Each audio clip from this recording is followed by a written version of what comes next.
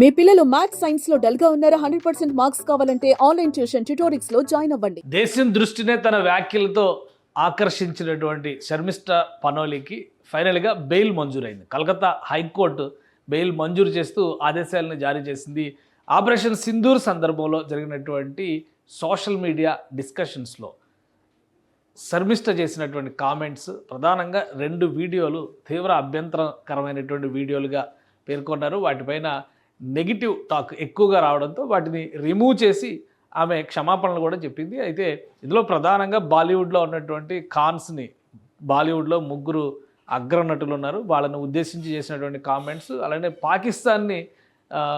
పాకిస్తాన్ చేస్తున్నటువంటి ప్రగల్భాల ప్రకటనల్ని ఖండిస్తూ ఆమె చేసినటువంటి వీడియోలో కొన్ని మతపరమైనటువంటి అంశాలతో ముడిపడి ఉన్నాయనేటువంటి అంశమే వివాదాస్పదమైంది.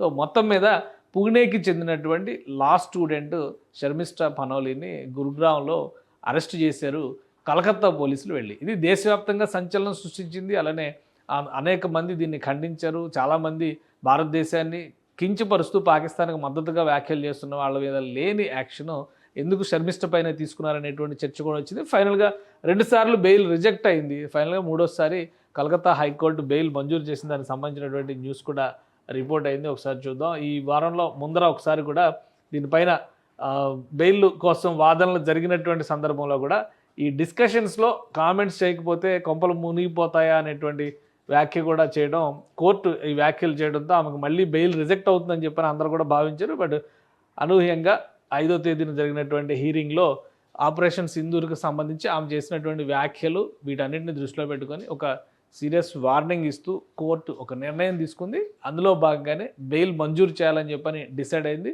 బెయిల్ మంజూరుతో పాటు 10,000 రూపాయల పూచీకత్తు పెట్టాల్సినటువంటి అవసరం ఉంది. సో మొత్తం మీద ఆమె మీద 5 కేసులు బెంగాల్లో నమోదైనాయి. ఆ 5 కేసులకి సంబంధించి విముక్తి లభించినట్లయితే బెయిల్ మంజూరు అయింది కాబట్టి ఆమె కోర్టు జైలు నుంచి విడుదలయ్యేటువంటి అవకాశం ఉంటుంది. ఎందుకంటే జూన్ 13వ తేదీ వరకు రిమాండ్ విధించింది ఫస్ట్ కోర్టు హీరింగ్, సెషన్స్ కోర్టులో హీరింగ్ వచ్చినటువంటి సందర్భంలో అలీపూర్ జైల్లో ఆమె ఉంది. ఈ జైల్లో ఉన్నటువంటి స్థితిగతులు, ఆమె ఆరోగ్య స్థితి, కిడ్నీలో రాళ్ళు ఉన్నాయని చెప్పి ఆమె తరపు న్యాయవాదులు కోర్టు దృష్టికి తీసుకెళ్లారు. అక్కడ అపరిశుభ్రమైనటువంటి వాతావరణం, కనీసం న్యూస్ పేపర్ కూడా ఇవ్వనటువంటి వైఖరి, కక్షపూరితంగా జరుగుతున్నటువంటి చర్యలుగా భావిస్తున్నట్టుగా కోర్టు దృష్టికి తీసుకెళ్లారు.